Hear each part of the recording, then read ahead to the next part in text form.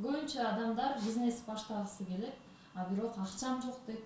Акчам жок, эми ошол бизнес башташ үчүн баары бир акча керек экен.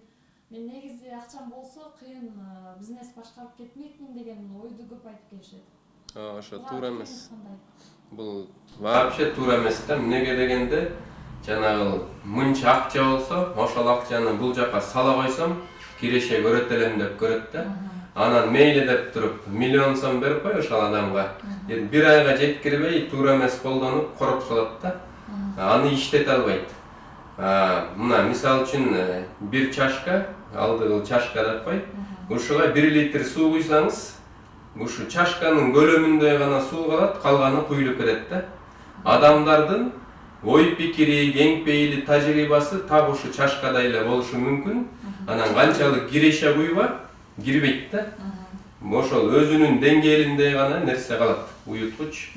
Калганы чыгып кетет. Ошон үчүн адам биринчи иретте ийгиликтин аркасынан куубай, биринчи өзүн өзү өнүктүрүш керек да.